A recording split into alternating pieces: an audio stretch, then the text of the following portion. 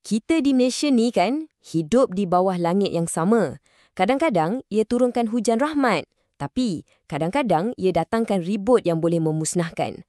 Hari ni, kita akan cuba faham dengan lebih mendalam tentang kuasa alam yang membentuk hidup kita, iaitu bencana hidrometeorologi. Mesti ramai antara kita pernah kena kan? Dah rancang elok-elok nak keluar hujung minggu, tiba-tiba hujan lebat tak berhenti. Atau mungkin tiket kapal terbang dah beli, tapi penerbangan pula ditangguh sebab jerebu tebal. Semua ni bukan sekadar gangguan kecil tau. Ia sebenarnya petunjuk kepada satu fenomena yang jauh lebih besar. Okey, ini dia agenda kita untuk kali ini. Kita akan mulakan dengan fahamkan dulu apa maksudnya. Lepas tu, kita akan bedah 3 bencana utama yang selalu kita hadap. Banjir, ribut dan jerebu. Sebelum kita tengok gambaran yang lebih besar pada penghujungnya. Jadi, jom kita mula dengan soalan yang paling asas sekali. Apa benda sebenarnya hidrometeorologi ni? Bunyi macam susah sikit kan? Senang cerita, ia adalah bencana yang ada kena-mengena dengan air dan cuaca. Fikirkan pasal hujan yang terlalu banyak, angin yang terlalu kencang, sampailah ke zarah-zarah kecil yang terapung di udara. Semuanya berpunca daripada interaksi antara atmosfera dengan lautan kita. Baik, sekarang kita masuk topik yang paling kita kenal di Malaysia, banjir. Ia boleh datang tiba-tiba, boleh juga perlahan-lahan. Tapi tak kira macam mana pun, kesannya memang mendalam. Punca banjir ni selalunya bukan satu sebab je. Dia macam berangkai-rangkai. Hujan lebat yang tak henti-henti tu buat sistem saliran tak boleh nak tampung, jadi air melimpah. Lagi parah bila parit dan longkang tersumbat dengan sampah sarap, air nak pergi mana lagi kan? Keadaan jadi lagi teruk bila ada infrastruktur macam benteng yang pecah. Okey, yang ni penting untuk kita tahu beza dia. Ada 2 jenis banjir utama. Banjir kilat, macam nama dia, datang tiba-tiba dan surut pun cepat. Biasanya dalam beberapa jam je. Tapi sebab ia datang mengejut, itulah yang buat ia sangat-sangat bahaya. Banjir monsun pula, dia jenis yang lebih perlahan sebab hujan lebat yang berpanjangan.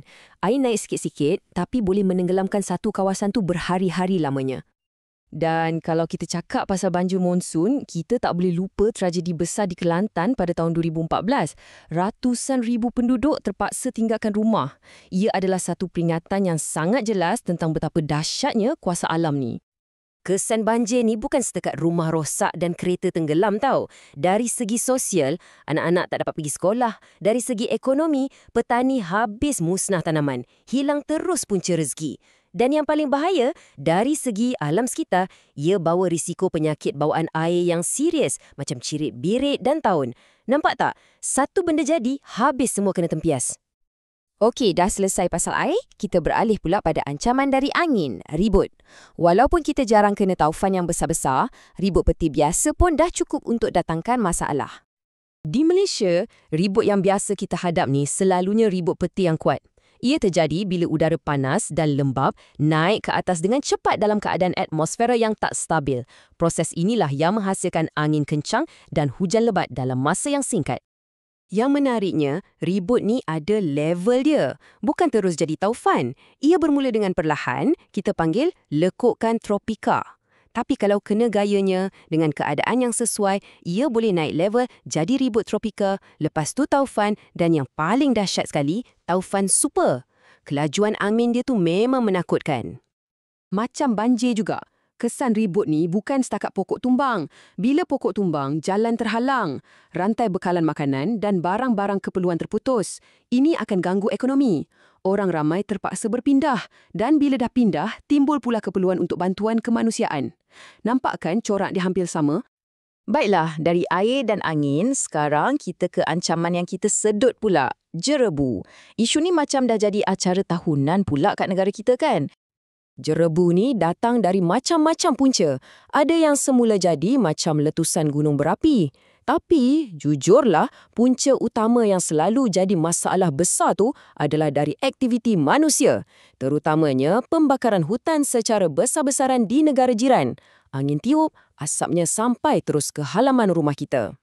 Siapa yang dah lalui zaman tu mesti ingat jerebu paling teruk pada tahun 1997. Keadaan di Sarawak masa tu teruk sangat sampai darurat terpaksa diisytiharkan. Langit jadi kelabu, nafas pun rasa sesak. Memang satu pengalaman yang kita tak nak ulang lagi. Kena ingat, Kesan jerebu ni tak sama untuk semua orang. Kanak-kanak dan warga emas adalah yang paling terdedah. Begitu juga mereka yang dah sedia ada alahan atau asma. Dan jangan kita lupa pada mereka yang terpaksa bekerja di luar, macam abang-abang pengantar makanan atau pekerja binaan. Mereka ni terpaksa sedut udara tercemar tu setiap hari. Kesan jerebu ni pun berantai. Mula-mula kita rasa gatal tekak, batuk-batuk. Lepas tu, bila keadaan makin teruk, sekolah dan pejabat terpaksa ditutup. Produktiviti negara pun jatuh. Dan yang kita tak nampak, zarah-zarah berbahaya ni akan jatuh dan mencemari sumber air kita. Menakutkan kan? Okey, kita dah sentuh pasal ancaman dari air, angin dan udara. Tapi ancaman kepada sistem semula jadi kita ni bukan datang dari cuaca sahaja. Kadang-kadang ancaman tu datang dari sesuatu yang kita tak boleh nampak dengan mata kasar. Inilah dia, bencana biologi. Walaupun puncanya berbeza, ia satu peringatan penting bahawa kesihatan kita ni berkait rapat dengan kestabilan alam sekitar. Macam jerebu yang serang sistem pernafasan kita, wabak penyakit pun boleh merebak dan bagi kesan yang sama dahsyatnya kepada masyarakat. Jadi, apa yang kita bincangkan hari ini, banjir, ribut dan jerebu, jelas menunjukkan semua ini bukan lagi peristiwa yang jarang-jarang berlaku. Ia dah jadi sebahagian daripada realiti hidup kita di Malaysia. Ancaman-ancaman ini akan terus datang. Jadi, persoalan paling penting yang tinggal ialah bencana bukan lagi soal jika ia akan berlaku, tetapi bila. Adakah kita betul-betul sudah bersedia?